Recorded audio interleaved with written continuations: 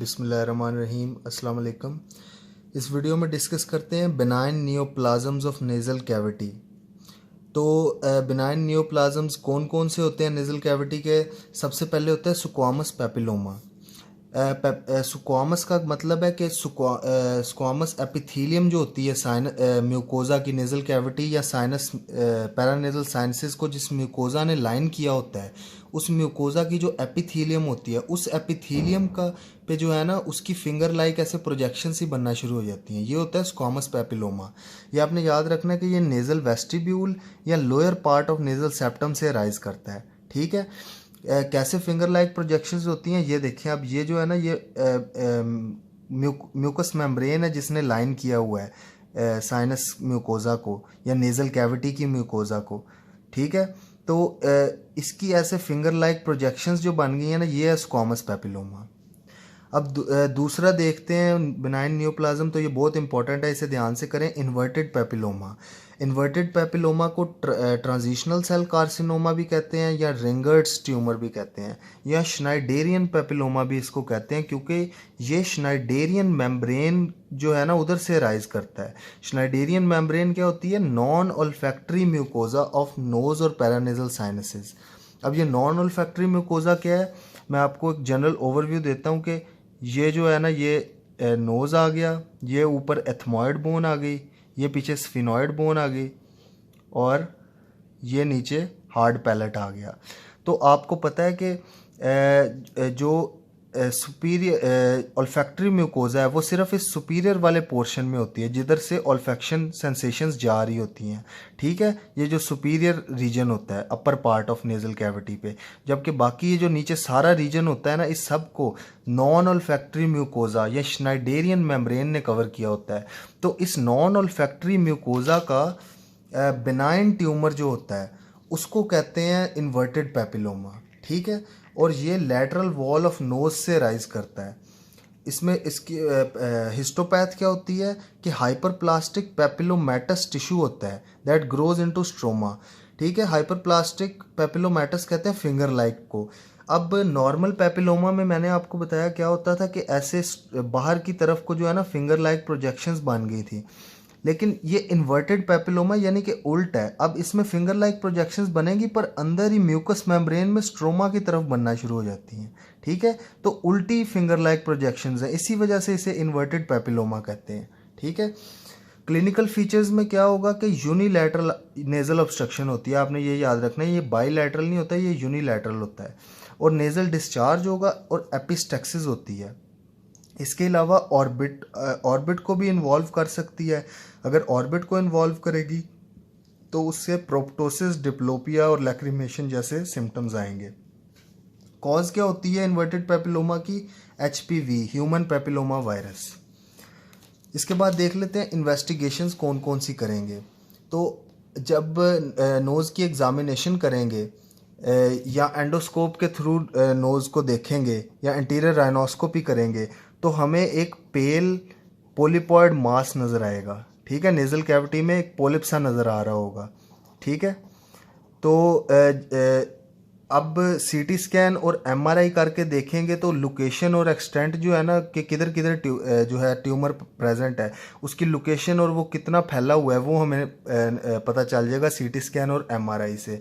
और confirm diagnosis को confirm करने के लिए बायोप्सी करते हैं। ठीक है।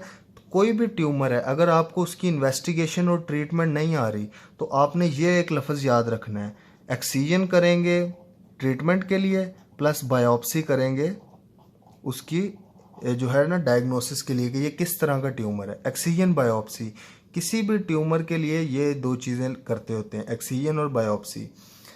ट्रीटमेंट में क्या होगा? इन्वर्टेड पेपिलोमा की मीडियल मैक्सिलेक्टमी करेंगे। ठीक है। मीडियल मैक्सिलेक्टमी का क्या मतलब है कि जो लैटरल वॉल ऑफ नोज़ है, फॉर इंस्टेंस ये अब नेज़ल कैविटी है, ठीक है, और इधर मैक्सिलरी साइनस प्रेजेंट है, तो जो है ना इधर लैटरल वॉल ऑफ नोज से इधर इंसिजन लगाएंगे और इधर जो है ना ट्यूमर उस सारे ट्यूमर को निकालेंगे, उसकी एक्सीजन करेंगे। ठीक है। तो ये मीडियल मैक्सिलेक्टमी होती है। इसके बाद अगला बिनाइन ट्यूमर होता है प्लियोमॉर्फिक एडिनोमा। ये एक रेयर ट्यूमर होता है जो नेजल सेप्टम से राइज करता है, और इसकी ट्रीटमेंट भी होती है कि वाइड सर्जिकल एक्सीजन आपने कर देनी है। इसके बाद अगला ट्यूमर है श्वानोमा। ये जो नेज़ल कैविटी में जो नोज़ और पैरानेजल साइनसेस में जो नर्व्स प्रेजेंट होती हैं, नर्व शीट्स पे होते हैं श्वान सेल्स। फॉर इंस्टेंस ये नर्व है ना, तो उस पर ऐसे श्वान सेल्स प्रेजेंट होते हैं। इन श्वान सेल्स का ये ट्यूमर होता है, ठीक है। ये भी एक रेयर ट्यूमर है, राउंड मास होगा, येलो कलर का होगा, और इस ट्यूमर पे जो है ना ऐसे ब्लड वेसल्स हमें नज़र आ रही होती हैं। ट्रीटमेंट इसकी क्या है, इसको भी हमने सर्जिकली एक्सरसाइज करना है, और डायग्नोसिस इसका बायोप्सी के थ्रू होता है। इसके बाद अगला ट्यूमर है मेनिंजियोमा। तो ये भी याद रखें कि एक रेयर ट्यूमर है जो मेनिंजिस से राइज हो रहा होता है, ठीक है, और इसके लिए भी सर्जिकल एक्सीजन ही करते हैं। इसके बाद कॉन्ड्रोमा। कॉन्ड्रोमा होता है कॉन्ड्रोसाइट्स, यानी कार्टिलेज से ट्यूमर राइज हो रहा होता है, और इसके लिए भी एक्सीजन बायोप्सी करते हैं। इसके बाद एंजियोफाइब्रोमा। तो ये एक इम्पॉर्टेंट ट्यूमर है, आमतौर पे ये नेज़ोफेरेंक्स का ट्यूमर होता है, ठीक है, back posterior part of nose का। तो इसको हम नेज़ोफेरेंक्स में ही, जब नेज़ोफेरेंक्स के ट्यूमर डिस्कस करेंगे उसमें इन डिटेल डिस्कस करेंगे। इधर बस ये आप याद रखें कि ये ब्लड वेसल्स का ट्यूमर होता है, ठीक है। एंजियो का मतलब ब्लड वेसल्स, और fibroma fibrous tissue. Blood vessels और फाइब्रस टिश्यू का ये बेनाइन ट्यूमर होता है, और एपिस्टेक्सिस के साथ प्रेजेंट करता है, ठीक है। इसके बाद इंट्रानेजल मेनिंगोएन्सेफलोसील है। इंट्रानेजल मेनिंगोएन्सेफलोसील क्या होती है कि ब्रेन, अब फॉर इंस्टेंस जो स्कल ऑफ ब्रेन है, जो बेस ऑफ स्कल है, उस बेस ऑफ स्कल में कोई डिफेक्ट आ गया है, यानी कि कोई इधर सुराख है जिधर से मेनिंजेस बाहर आ रही हैं, और मेनिंजेस बाहर आके नेजल कैविटीज़ में आ गई हैं, तो इसको कहते हैं मेनिंगोएन्सेफलोसील इंट्रानेजली। के कोई भी डिफेक्ट है, फॉर इंस्टेंस कि क्रिब्रिफॉर्म प्लेट में डिफेक्ट है, तो उधर से मेनिंजेस बाहर जो है ना हर्निएट होना शुरू हो गई हैं और नेजल कैविटी में आ रही हैं, ठीक है। तो ये आपने याद रखना है, आमतौर पे बच्चों में और इन्फेंट्स में ज़्यादा प्रेजेंट होता है ये इंट्रानेजल मेनिंगोएन्सेफलोसील। और इसकी जो है ना डायग्नोसिस के लिए सीटी स्कैन करना है, और इसको भी जो है ना ट्रीटमेंट में इसका रिमूवल कर देना है, और जो डिफेक्ट होगा ब्रेन में उसको सील कर देना है। इसके बाद ग्लायोमाज हो सकते हैं, जिलाइल सेल्स के बेनाइन ट्यूमर। और आखिरी जो बेनाइन ट्यूमर्स हैं नेजल कैविटी के, वो होते हैं हिमेंजियोमाज। ये इंपॉर्टेंट ट्यूमर्स हैं, कैपिलरीज के या ब्लड वेसल्स के ये बेनाइन ट्यूमर्स होते हैं। इसमें दो तरह के ट्यूमर्स आते हैं हमारे पास, एक तो कैपिलरी हेमेंजियोमाज हैं और दूसरे कवर्नस हेमेंजियोमाज हैं। कैपिलरी हेमेंजियोमाज क्या होते हैं, इसको ब्लीडिंग पोलिप ऑफ सेप्टम भी कहते हैं, ठीक है। होता क्या है कि एक रेड सा सॉफ्ट और डार्क से कलर का ना ऐसे मास सा प्रेजेंट होता है, ठीक है, और जो नेजल सेप्टम होता है उसके anterior part of nasal septum से राइज कर रहा होता है ये जो कैपिलरी हेमेंजियोमा है।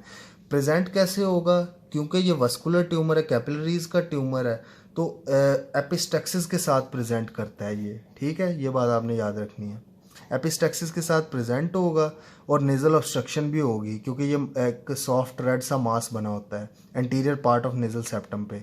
ट्रीटमेंट क्या करेंगे, वही इसकी ट्रीटमेंट है जो सारे ट्यूमर्स की है, लोकल एक्सीजन कर देंगे। इसके बाद कवर्नस हेमेंजियोमाज है। कवर्नस हेमेंजियोमाज किधर से राइज होते हैं, टर्बिनेट्स से राइज होते हैं, और लैटरल वॉल के लैटरल वॉल पे जो टर्बिनेट्स प्रेजेंट हैं, उधर जो ब्लड वेसल्स हैं, उधर से ये ट्यूमर्स राइज हो रहे हैं, और इनकी ट्रीटमेंट भी जो है ना सर्जिकल एक्सीजन है। तो इस वीडियो में हमने benign neoplasms of nasal cavity discuss किए। इसमें हमने सबसे पहले डिस्कस किया स्क्वामस पेपिलोमा, फिर इन्वर्टेड पेपिलोमा डिस्कस किया। इन्वर्टेड पेपिलोमा इन सारों में सबसे इंपॉर्टेंट है एग्ज़ाम पॉइंट ऑफ व्यू से। इन्वर्टेड पेपिलोमा में मैंने आपको बताया कि जो है ना फिंगर लाइक प्रोजेक्शंस होती हैं जो स्ट्रोमा के अंदर जा रही होती हैं, यानी कि उल्टी। आमतौर पे फिंगर लाइक प्रोजेक्शंस बाहर को होती हैं, लेकिन ये अंदर को हैं स्ट्रोमा की तरफ। और यूनिलैटरल नेजल ऑब्स्ट्रक्शन, एपिस्टेक्सिस होगी, और ऑर्बिटल इन्वॉल्वमेंट हो सकती है। इन्वेस्टिगेशन में आपने करेंगे तो एक पेल पोलिपॉइड मास नज़र आएगा जो पोलिप को रिजेंबल कर रहा होगा। CT MRI करेंगे एक्सटेंट ऑफ ट्यूमर को देखने के लिए, और बायोप्सी करेंगे, ठीक है। इसके बाद ट्रीटमेंट में मीडियल मैक्सिलेक्टमी कर देंगे।